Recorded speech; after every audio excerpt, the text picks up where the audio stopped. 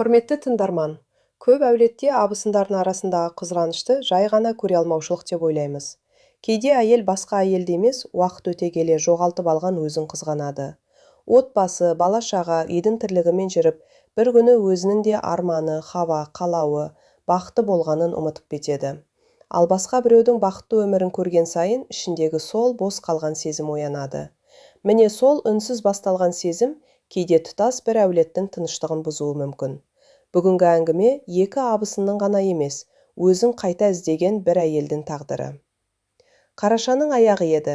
Сыр бойының қара суығы басталып, даладан соққан жел терезенің саңылауынан ысқырып кіріп тұрды. Аулада жалаңаш қалған ағаштардың бұтақтары бір-біріне соғылып, қараңғы түннің тыныштығын бұзады. Ал біздің үлкен үйдің іші жылы болатын. Төрдегі ұзын үстелдің үстінде самауыр қайнап, дастарханға жаңа піскен бауырсақ, сары май, құрт пен қаймақ қойылған. Сырттай қараған адам бұл үйдің берекесіне қызығар еді. Нұрқожа ақсақалдың шаңырағы. Екі ұлы да жағдайлы, келіндері тәрбиелі, немерелері өсіп келеді. Бірақ ешкім сол үлкен үйдің ішінде бір әйелдің жүрегі күн сайын өртеніп жатқанын білмейтін. Ол әйел мен едім, менің атым Салтанат. Осы үйге келін болып түскеніме 15 жыл болған. Бұл шаңыраққа алғаш келгенде 19-дағы қыз едім. Ұяң болатынмын. Жұрттың бетіне тіке қарай алмайтынмын. Біреу даусын көтерсе, қолымдағы кесем дірілдеп кететін. Бірақ сол нәзік қыздан қазір ештеңе қалмады. Оның орнында таңғы 5-те тұратын, бір үйдің тірлігін жалғыз көтеретін, ешкімнің көңілін қалдырмауға тырысып жүріп, өзін ұмытқан әйел қалды. Мен осы үйдің үлкен келіні едім. Үйдегі әр заттың орнын білетінмін. Атамның қай дәріні қай уақытта ішетінін, ененнің шайды қанша минут демдегенді ұнататынын, Мадиярдың еттің қай жерін жейтінін, балалардың қайсысы неден қорқатынын білетінмін. Бәрін білетінмін, тек өзімнің не қалайтынымды білмейтінмін. Сол кеште дастархан басында қарсы алдымда Айнұр отырды. Ол біздің үйдің кіші келіні. Қайным Даниярдың әйелі. Бұл үйге келгеніне 2 жыл ғана болған, қалада өскен. Банкте басшылық қызметте істейді, киімі әрдайым жарасымды, шашы жинақы. Сөйлегенде даусын көтермейді, күлгенде көзінің айналасы нұрланып кетеді. Оның ең жаман жері де сол еді. Ол ештеңе істемесе де көзге түсетін. Ал мен күндіз-түні дамыл таппай жұмыс істесем де, қабырғадағы сағат секілді байқалмайтынмын. Айнұр телефонына қарап жымиып отырды. Мен шәйнекті үстелге қаттылау қойып қалдым. Кеселер сыңғыр етті. Ол басын көтерді. Бірдеңе болды ма, Салтанат апа? Жоқ, қолым тайып кетті. Өтірік айттым. Қолым емес, ішімдегі сабырым тайып бара жатты. Сүтті шай ішесің бе дедім. Жоқ, рахмет. Кешке майлы нәрсе ішпеуге тырысамын. Неге? Қозғалыс аз ғой, фигураны сақтау керек. Ол бұл сөзді жай ғана айтты, бірақ менің құлағыма сіз сияқты толып кеткім келмейді дегенде естілді. Мен еріксіз өзіме қарадым. 3 баладан кейін денем өзгерген, белім жоғалған, қолым жуандаған, саусақтарымның терісі жарылған. Бір кезде беліме дейін түсетін шашымды үй тірлігіне ыңғайлы болсын деп қысқартып тастағанмын. Мен де бір кезде әдемі едім, бірақ оны ешкім есіне алмайтын, тіпті өзімде. Біздің ауылда фигурадан бұрын үйдің берекесін ойлайды, дедім. Айнұр маған қарады. Әрине. Мадияр екеуміз осы үйді көтергенде диета дегенді ойлауға уақыт болмады. Сіздің еңбегіңізді бәрі біледі ғой, апа. Оның сабырлы жауабы ашуымды одан сайын қоздырды. Мен оның қарсы сөйлегенін қаладым. Даусын көтерсе екен дедім. Сонда мен де ішімдегі бар ренішімді төгер. Бірақ ол үнемі сабырлы болатын. Сөйтіп жанында мен дөрекі көрінетінмін. Дәл сол кезде есік ашылып, Мадияр мен Данияр кірді. Данияр бірден Айнұрдың жанына барды. Күні бойы сені сағындым, деді де оның маңдайынан сүйді. Айнұр ұялып күліп жіберді. Менің жүрегім шым етті. Мадияр болса, менің жанымнан үнсіз өтіп төрге отырды. Салтанат, қою шай құйшы, басым ауырып тұр. Болды, оның маған айтқан сөзі осы еді. Қалайсың демеді, шаршамадың ба демеді. Сені сағындым дегенді соңғы рет қашан естігенімді есіме түсіре алмадым. Мен оған шай құйып бердім. Сол кезде Айнұр қолын созып, Даниярдың кесесін алдына қойды. Білегіндегі алтын білезік жарыққа шағылысты. Жаңа екені көрініп тұр. Әдемі екен деді енем. Айнұр жымиды. Данияр сыйлады. Жайдан жай сыйладым деді қайным. Әйелге сыйлық беру үшін мереке күтудің қажеті жоқ. Бәрі күліп жіберді. Мен ғана күле алмадым. Менің де 2 алтын білезігім болған. Анам ұзатылғанымда таққан. Мадиядың шаруасы жүрмей қарызға батқан жылы екеуін де саттық. Сол кезде ол, жағдайымыз түзесе саған одан да жақсысын алып беремін деген. Содан бері 12 жыл өтті. Жағдайымыз түзелді, үй салынды, көлік алынды, шаруашылық үлкейді. Бірақ менің білезігім қайтып келген жоқ. Мен сұрамадым, сұрауға намыстандым. Ал Айнұр сұрамай қалып отыр. Сол сәтте ішімдегі бір дауыс сыбырлады. Ол сенен артық. Мен сол дауысты жек көрдім, бірақ оған сендім. Түнде Мадияр қасында ұйықтап жатқанда мен төбеге қарап ұзақ жаттым. Мадияр дедім, не болды? Мені жақсы көресің бе? Ол үнсіз қалды, сосын көзін ашпастан. Түн ішінде не болды саған деді. Жай сұрадым. Осындайды қойшы, ертең ерте тұрамын. Ол теріс бұрылып жатты. Менің ішінде бір нәрсе сол түні бір жола үзілгендей болды. Мен күйеуімнен алтын сұрамадым, қымбат киім сұрамадым. Бір ауыз жолы сөз сұрадым.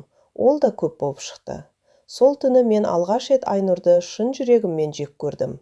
Ол маған ештеңе істеген жоқ, бірақ оның бақыты менің бақытсыздығымды күн сайын бетіме көсетіп тұрды. Мен оны емес, өзім жоғалтқан әйелді жек көріп жүргенімді ол кезде түсінбедім. Тек бір нәрсені анық сездім.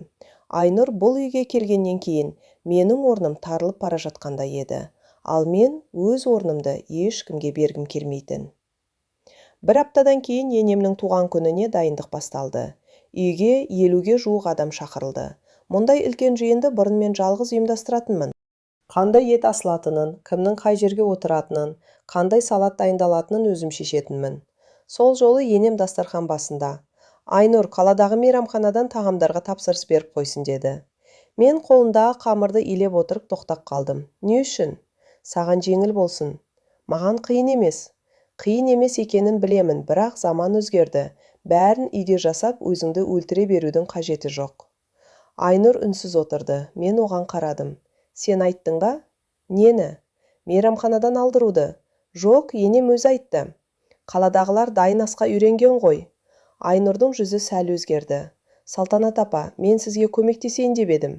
Мен көмек сұраған жоқпын. Енем ашуланды. Болды енді, Айнұр жауың емес. Осы сөзден кейін бөлме ішіндегі бәрі маған қарап қалғандай болды. Мен орнымнан тұрып кеттім. Мен ешкімді жау көріп отырған жоқпын, бірақ даусым өзімді сатып кетті. Сол күннен бастап дайындықты бұрынғыдан да қатты қолға алдым. Айнұр тапсырыс беретін тағамдардан артық жасауға тырыстым. Оның әкелген торты қанша әдемі болса, менің пісірген бауырсағым одан да дәмді болуы керек. Ол үстелдің сәнін жасаса, мен бүкіл үйді жарқыратуым керек. Мен бір туған күнге емес, өз орнымды қорғауға дайындалып жүредім. Туған күн күні Айнұр қалада жасатқан үлкен ақ тортты алып келді. Үстіне алтын түспен. Анашым, туған күніңізбен деп жазылыпты. Енем қатты қуанды. Ой, қызым, қандай әдемі. Туыстар портты суретке түсіріп жатты. Мен ас үйде жалғыз ет турап тұрдым. Жеңгелердің бірі кіріп, Айнұрдың талғамы жақсы екен деді. Ақшаң болса, талғамды болу қиын емес дедім. Ол күліп жіберді. Сен қызғанып тұрсың ба? Мен бе? Әзіл ғой.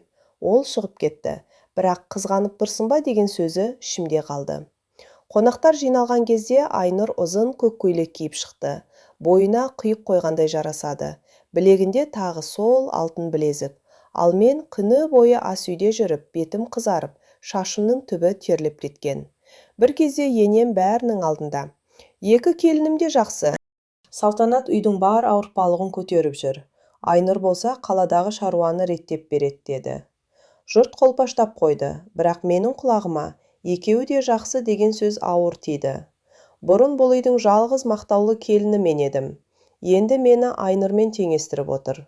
15 жылдық еңбегім 2 жылдық әдемі тортпен тең болғаны ма? Сол сәтте ішімдегі бір нәрсе тағы қарая түсті.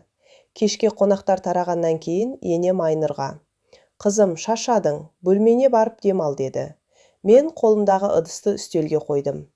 Ал мен шашамаймын ба? Енем маған қарады. Сен де демал. Ыдысты кім жуардың? Ертең жуарсыңдар. Ертеңге қалдыратын тірлік емес. Айнұр орнынан тұрды. Мен көмектесемін. Қажет емес. Неге? Қолындағы тырнағың сынып қалар. Ол үнсіз қалды. Енем, Салтанат, деді қаттырақ. Мен ас үйге кіріп кеттім. Артымнан Айнұр келді. Неге мені осынша жақтырмайсыз, деді. Мен ыдысты жуып тұрып, өзіңді сонша маңызды санама. Онда неге әр сөзіме тиісесіз? Мен саған тиісіп жүрген жоқпын. Сіз мені бұл үйде артық адамдай сезіндіресіз. Мен оған бұрылдым.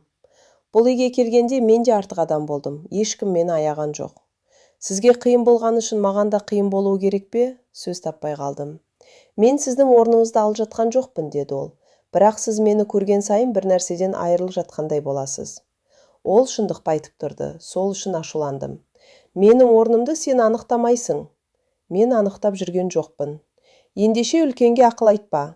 Айнұр біраз үнсіз тұрды. Жақсы, деді ақыры. Бірақ бір күні осы ішіңіздегі ашуыңыз өзіңізге тиеді. Ол шығып кетті. Мен қолындағы кесені суға қаттырақ салдым. Кесе жарылып кетті. Саусағымды кесіп алдым. Қан ағып жатты. Бірақ ауырғанын сезбедім. Өйткені Айнұрдың сөзі одан қатты батқан еді. Келесі айда аудан орталығында кәсіпкерлердің әйелдеріне арналған қайырымдылық кеші өтетін болды. Енеме 2 шақыру келді. Біреуін маған, біреуін Айнұрға берді. Мен мұндай кешке бұрын бармағанмын. Үйдің тірлігі, балалар, қонақтар деп жүріп, өзіме арналған ортадан алыстап кеткем. Айнұр шақыруды көріп, бірге барайық апа, сізге әдемі көйлек таңдап беремін, деді. Оның сөзі жақсы ниетпен айтылғанын білдім, бірақ мен көйлек таңдай алмайтындай емеспін, дедім. Кешке Мадиярға, маған жаңа көйлек алу керек, дедім. Ол телефоннан басын көтерместен, шкафыңда толып тұр ғой, олар ескі. Бір кеш үшін ақша шашудың қажеті бар ма? Мен үндемедім. Ертесіне Данияр Айнұрды қаладағы қымбат дүкенге апарып, жаңа көйлек алып берді. Оны естігенде ішім алай-бүлей болды. Мен сандықтың түбінен 5 жыл бұрын киген қара көйлегімді шығардым. Өлшемі тар болып қалды. Берін теңейтіп тіктім, үстіне ескі шәлімді жаптым. Кеш өтетін күні Айнұр көліктен түскенде бәрінің назары оған ауды. Үстінде қою қызыл көйлек, шашы әдемі жиналған. Мен қасында өзімді оның күтушісіндей сезіндім. Залға кіргенде әйелдер бізбен амандасты. Бірнешеуі Айнұрды бұрыннан таниды екен. Ол еркін сөйлесіп, күліп жүрді. Мен үстелдің шетінде жалғыз отырдым. Бір кезде аудан әкімінің әйелі Айнұрға, келесі айдағы әйелдер жобасына сізді шақырсақ деп отырмыз, деді. Айнұр қуанып кетті. Әрине, менің ішімде тағы да қызғаныш оянды. Неге оны, неге мен емес? Менің еңбегім көрінбейді. Ал ол бір кешке келіп бірден шақырту алады. Кеш соңында ұйымдастырушылар сахнаға белсенді әйелдерді шығарды. Айнұр да солардың арасында тұрды. Мен төменде отырып қол соқтым, бірақ ішімнен осы жерде сенің шын түріңді ешкім білмейді деп ойладым. Үйге келген соң Айнұрдың телефоны үстел үстінде қалып қойды. Экранға хабарлама шықты. Келесі кездесудің баяндамасын сізге сеніп тапсырамыз. Мен экранға қарап тұрдым. Сол сәтте басыма жаман ой келді. Телефоны құлыптаулы еді. Бірақ хабарламаны өшіруге болатын. Мен саусағымды экранға апардым. Бір сәтке тоқтадым. Бұл нең? Неге істегелі тұрсың? Бірақ ішімдегі басқа дауыс. Бір рет оның жолы болмағаннан не өзгереді, деді. Мен хабарламаны өшірдім. Телефонды орнына қойдым. Жүрегім қатты соқты. Бұл менің Айнұрға жасаған алғашқы ашық қиянатым еді. Бірақ соңғысы болмады. Айнұр кездесуге бармай қалды. Ұйымдастырушылар оған ренжіді. Маған хабарлама келген жоқ деп ақталды ол. Жібердік, оқылған деп тұр, деді олар. Айнұр үйге келгенде қатты уайымдап жүрді. Біреу телефонымды ашқан сияқты, деді Даниярға. Мен ас үйде тұрып бәрін естідім. Үйге кім ашсын, деді Данияр. Білмеймін, ол маған қарады, көзіміз түйісті. Мен көзімді тайдырдым. Сол сәтте ол бәрін түсінді ме, түсінбеді ме білмеймін. Бірақ келесі күні маған, Салтанат апа, телефоныма қол тигіздіңіз бе, деп сұрады. Жоқ. Шын айтасыз ба? Мені ұры деп тұрсың ба? Мен тек сұрадым. Үлкен абысынынан жауап алатын болдысы ғой. Ол үнсіз қалды, сосын жай ғана. Жарайды, деді. Оның сабырлы кетіп бара жатқанын көріп, өзімнің тағы жеңілгенімді сездім. Мен оны аяқтан шалдым, бірақ жеңілдеп қалған жоқпын. Керісінше, өзім одан да төмен түсіп кеттім. Айнұрдың кешке бармай қалғанын ауылдағы Күләш апайдың қызы да естіпті. Бір күні Күләш апай шайға келді. Айнұрды бір жобадан шығарып тастапты ғой, деді. Мен үндемедім, енем таңданды. Неге? Уәдесінде тұрмапты, дейді. Мен кесеге шай құйып отырып, қалада жұмыс істегенім бәрі жауапты бола бермейді ғой, дедім. Айнұр қарсы алдымда отыр еді, ол басын көтерді. Сіз не айтқыңыз келіп отыр? Естігенімді айтып отырмын. Сіз бұл әңгімені бұрыннан білесіз бе? Ауылда сөз тез тарайды. Әлде сіз тараттыңыз ба? Үй іші тына қалды, енем. Айнұр, үлкенге қалай сөйлеп отырсың, деді. Айнұр көзін менен алмады. Мен сұрақ қойдойдым. Мен сен туралы өсек тарататындай жұмысым жоқ, дедім. Бұл жолы өтірік айтып тұрғаным өзіме анық сезілді. Өйткені Күләш апайға әңгімені мен айтқанмын. Қалада бәрін білетін сияқты көрінеді, бірақ бір кездесуге уақытында бара алмапты деп бастадым. Қалғанын ол өзі көбейтті. Айнұр орнынан тұрды. Кешіріңіздер, менің басым ауырып тұр. Ол бөлмесіне кіріп кетті. Енем маған қарады. Сен айттың ба? Нені? Осы әңгімені? Жоқ. Енем ұзақ қарады. Бұрын ол менің сөзіме күмән келтірмейтін. Бұл жолы сенбегенін көзінен көрдім. Сол кеште Айнұр мені ас үйде күтіп тұрды. Хабарламаны сіз өшірдіңіз бе, деді. Мен тоқтап қалдым. Не айтып тұрсың? Өтірік айтпаңызшы. Даусыңды дұрыста. 2 жыл бойы даусымды дұрыстап келемін. Сізге ұнамай қалмайын деп сөзімді жұтып келемін. Бірақ болды. Ол алғаш рет маған қатты сөйледі. Телефоным үстелде қалды. Үйде сіз ғана болдыңыз. Хабарлама оқылған. Кейін осы әңгімені Күләш апай біліп отыр. Дәлелің бар ма? Жоқ. Онда аузыңа ие бол. Сіз де солай айтқан едіңіз ғой. Дәлелсіз мені кінәлауға дайын болатынсыз. Мен оның көзіне қарадым. Сен өзіңді тым мінсіз санайсың. Мен мінсіз емеспін. Онда неге бәрі сені мақтауы керек? Мені кім мақтаса да сізге неге ауыр тиеді?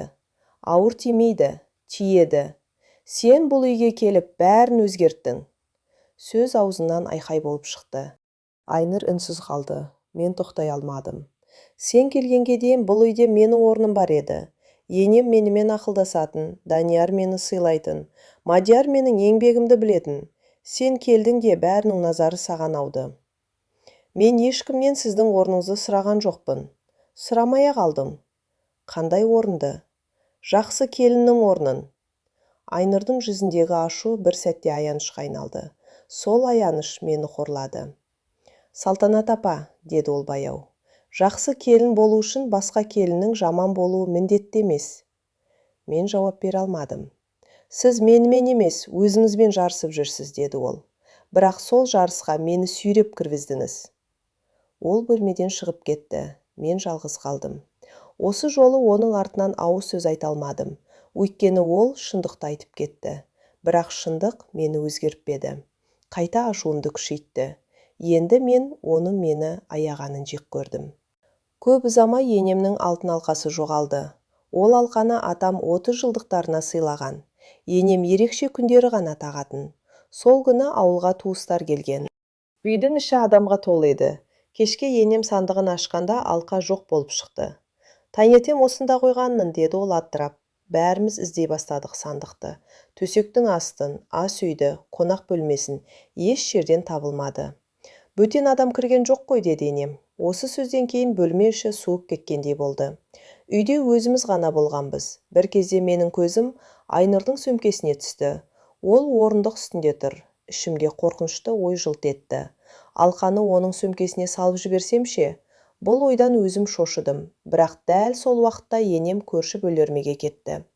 Айнұр сыртта Даниярмен сөйлесіп тұрды. Мен жалғыз қалдым. Сандықтың жанындағы кремнің астынан алқаны өзім тауып алған едім. Енем асығыс жиналған қанда түсіріп алған болуы керек. Алқа алақанымда жатты. Мен оны бірден енеме апаруым керек еді. Бірақ Айнұрдың сөмкесі көз алдымда тұрды. Тек қорқытасың, кейін өзім тауып алғандай боласың. Бәрі бір сәт оның да мінсіз емес екенін ойласын. Мен алқаны сөмкеге салдым. Қолым дірілдеп кетті. Бірнеше минуттан кейін енем бәрімізді төрге жинады. Әркім өз затын қарап шықсын, деді. Айнұр сөмкесін ашты. Алқа үстіндегі орамалдың арасынан жерге түсіп кетті. Бөлме тына қалды. Енемнің жүзі ағарып кетті. Данияр алқаны жерден алды. Бұл қалай түсті? Айнұр қозғалмай тұрды. Білмеймін. Сөмкеңе кім қол тигізді? Деді Данияр.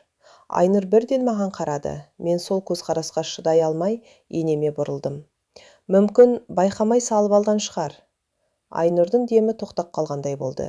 Не дедіңіз? Адам асыққанда шатасады. Мен ұрлады деп тұрсыз ба? Мен ондай сөз айтқан жоқпын. Бірақ соны меңзедіңіз. Енем орындыққа отыра кетті.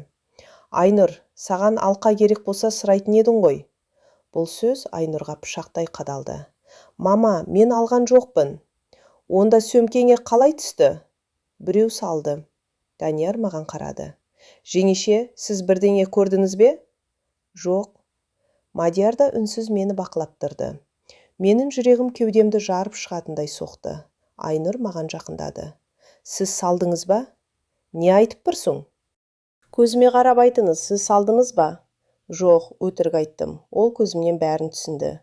Сізден қорқатын болдым, деді. Осы сөзден кейін ол бөлмесіне кіріп кетті. Данияр артынан барды. Үйде ауыр тыныштық қалды. Енем алқасын ұстап отыр.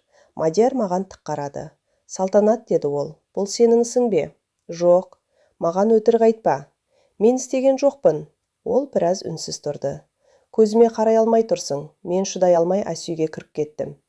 Сол түні Айнұр мен Данияр қаладан келген көлігіне заттарын тией бастады. Енем жыламаса да, жүзі сынып кеткен. Қайда барасыңдар? Үйімізге, деді Данияр. Түнде жолға шықпаңдар. Бұл үйде қалмаймыз. Мадияр інісін тоқтатуға тырысты. Асықпа, таңертең сөйлесеміз. Данияр ағасына қарады. Сөйлесетін ештеңе жоқ. Әйелім бұл үйде өзін қауіпсіз сезінбейді.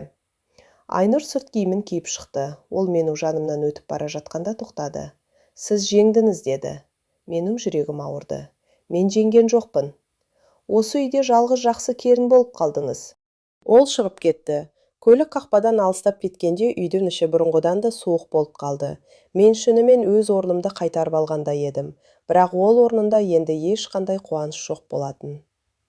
6-шы тарау. Шындықтың бағасы. Келесі күндері үйде ешкім менімен сөйлеспеді. Енем қажет сөзін ғана айтады. Мадияр таңертең шығып кетеді де түнде кеш келеді. Данияр телефон көтермейді. Ал Айнұр мүлде хабарласпады. Мен бастапқыда олардың ашуы басылады деп ойладым. Бірақ күн өткен сайын үйдегі үнсіздік қоюлана түсті. Бір кеште Мадияр бөлмеге кіріп, алқаны сен салдың ба? Деп тағы сұрады. Мен терезеге қарап отырдым. Жоқ. Соңғы рет сұрап тұрмын. Неге сен маған сенбейсің? Өйткені сен бұрын Айнұрдың телефонын ашқансың, мен селк ете түстім. Оны қайдан білесің? Айнұр айтты, сенің өзің де соны жасағаныңды көзіңмен білдіріп жүрдім. Ол өтірік айтып отыр. Бәрі өтірік айтады. Тек сен ғана шынсың ба? Мен үндемедім. Мадияр шкафтан киімдерін шығара бастады. Не істеп жатырсың? Біраз уақыт қонақ үйде тұрамын. Неге? Сені көрген сайын кіммен өмір сүріп жүргенімді түсінбеймін. Осы сөз мені селт еткізді. 15 жыл бірге тұрдық.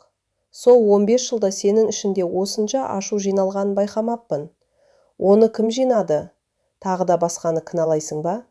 Сен мені әйел ретінде көрмедің. Енең мені жұмыс күші деп санады. Осы үй үшін өзімді жоғалттым. Ол үшін Айнұр жауап беру керек пе? Мен жылағым келді, бірақ жас шықпады. Мен тек өз орнымды қорғадым. Мадияр киімдерін сөмкеге салды. Сенің орныңды ешкім алған жоқ. Сен өзің ішінен босатып қойғансың. Ол шығып кетті. Сол түні үлкен төсекте жалғыз жаттым. Бұрын Мадиярдың теріс қарап ұйықтайтынына ренжитінмін. Енді оның тынысы да жоқ. Мен орнымды қорғадым. Сол үшін үйімді бос қалдырдым. Келесі күні енемнің бөлмесін жинап жүріп, оның төсегінің астынан кішкентай дәрі қорабын таптым. Қораптың ішінде қағазға оралған ақша жатыр екен. Енем кіріп келіп қолындағыны көрді. Ол не? Деді. Білмеймін. Ол ақшаны алып, Айнұр берген, деді. Не үшін? Еміме. Мен таңдандым. Қашан? 1 ай бұрын. Мадиярларға айтпаңыз, өзім жинадым деп айтыңыз, деді. Неге? Сен ренжіп қалмасын, деді. Менің ішімнен бір нәрсе үзіліп түсті. Мен неге ренжімін? Енем маған ұзақ қарады. Өйткені ол сенің әр нәрсеге ренжітініңді білетін. Мен орындыққа отырдым. Айнұр енемнің еміне ақша беріпті. Ешкімге айтпапты. Тіпті мені ренжітпеуді ойлаған. Ал мен оның сөмкесіне алқа салдым. Сол күні қаладан хабар келді. Айнұрдың денсаулығы күрт нашарлап, ауруханаға түсіпті. Оның аяғы ауыр екенін біз сол кезде ғана білдік. Қатты күйзелістен қан кету басталған. Енем жылап жіберді. Данияр телефонда. Дәрігерлер сақтап қалуға тырысып жатыр деді. Менің аяғымнан жан кеткендей болды. Айнұрдың сізден қорқатын болдым деген сөзі құлағымда тұрды. Мен орындыққа отыра кеттім. Егер оның баласына бірдеңе болса ше? Менің бір сәттік қызғанышым дүниеге келмеген баланың тағдырына тиіп кетсе ше? Сол кезде өтірігімнің салмағына алғаш рет толық қарадым. Мен Айнұрды жаман көрсеткім келді. Бірақ шын мәнінде өзімнің ең жаман түрімді көрсетіп алдым. Алқаны мен салдым дедім. Енем менің сөзімді естімегенде қарады. Не дедім? Алқаны Айнұрдың сөмкесіне мен салдым. Енем орнынан баяу тұрды. Неге? Мен жауап бере алмадым. Неге, Салтанат? Оны бәрінің алдында төмендеткім келді. Енем маған шапалақпен тартып жіберді. Өмірімде алғаш рет. Бетім ду ете қалды. Бірақ ауырсынбадым. Мен сені қызымдай көрдім, деді ол. Үйдің бар кілтін саған тапсырдым. Сен сол кілтпен үйімді іштен жаптың. Ол бөлмеден шығып кетті. Мен бетімді ұстап жалғыз қалдым. Сол сәтте өзімді ақтайтын бір сөз таппадым. Ауруханаға барғанымызда Айнұр палатада жатты. Бала аман қалған, бірақ қауіп толық сейілмеген. Данияр мені дәлізде тоқтатты. Ол сізді көргісі келмейді. 1 минутқа ғана. Жоқ. Данияр, мен бәрін мойындадым. Ол маған тік қарады. Мойындағаныңыз жасағаныңызды жоймайды. Білемін. Білсеңіз кетіңіз. Мен палата есігінің алдында тұрып қалдым. Іштен Айнұрдың әлсіз даусы естілді. Кірсін. Данияр қабағын түйді. Айнұр, 1 минут. Мен ішке кірдім. Айнұр жүдеп кетіпті. Жүзі боз. Көзінің астында көлеңке. Ол маған салқын қарады. Мен төсегінің жанына жақындадым. Алқаны мен салдым дедім. Білемін. Хабарламаны да мен өшірдім. Оның кірпіді діретті. Күләш апайға әңгімені де мен айттым. Неге? Мен алғаш рет жауабымды жасырмадым. Сені қызғандым. Нені? Бәрін. Мен терең дем алдым. Сенің әдемілігіңді, жұмысыңды, Даниярдың саған қарағанын, енемнің сені аяғанын, өз ойыңды ашық айтатыныңды. Бірақ ең қатты қызғанғаным сенің өзің болып қалғаның. Айнұр үнсіз тыңдады. Мен осы үйге келгенде бәрінен бас тарттым. Сосын сол бас тартқанымды жақсылық деп ойладым. Сен бас тартпадың. Сол үшін сені жаман келінде көргім келді. Мен сізден ештеңе алған жоқпын. Білемін. Мен сіздің өміріңізді сүрген жоқпын. Білемін. Сонда неге мені жазаладыңыз? Бұл сұрақтан қашып құтыла алмайтынмын. Өйткені өз өмірімді өзгертуге қорықтым. Айнұр көзін жұмды. Сіз менің қандай күйде жүргенімді білесіз бе? Жоқ. Мен сізге ұнау үшін 2 жыл бойы өзімді өзгертіп келдім. Қымбат киімімді бұл үйге кимедім. Данияр сыйлық берсе көрсетпеуге тырыстым. Енем мақтаса әңгімені ауыстырдым. Тіпті аяғым ауыр екенін айтпадым. Өйткені сіз тағы да мені еркелетіп жатыр деп ренжісіз бе деп қорықтым. Менің көзіме жас толды. Мен сені өміріңді де тарылтыппын. Иә, кешір мені. Қазір кешір алмаймын. Бұл сөз ауыр тиді, бірақ мен басымды изедім. Кешірмеуге құқығың бар. Сізді жек көргім келмейді, деді ол. Бірақ сізді көрсем, сөмкемнен шыққан алқа есіме түседі. Түсінемін. Жоқ, сіз бәрін тез түзеткіңіз келеді. Кешірім сұрайсыз да, бұрынғыдай болғымыз келеді деп ойлайсыз. Жоқ. Онда не қалайсыз? Мен біраз үнсіз қалдым. Сен аман болсаң болды. Бұл жолы алғаш рет шын айтып тұрдым. Мен оның кешіруін де, мені жақсы көруін де сұрамадым. Тек амандығын қаладым. Айнұр терезеге қарады. Салтанат апа, сіз менен емес, өзіңізден кешірім сұрауыңыз керек. Неге? Өйткені сіз өзіңізді сонша жыл жек көрмегенде, мені де жек көрмес едіңіз. Осы сөз менің жүрегімнің түбіне жетті. Мен орнымнан тұрып есікке беттедім. Айнұр, иә, мен енді сенімен жарыспаймын. Оны маған емес, өзіңізге дәлелдеңіз. Мен сыртқа шықтым. Дәлізде Мадияр тұр екен. Ол мені көріп, айттың ба? Деді. Иә. Кешірді ме? Жоқ. Енді не істейсің?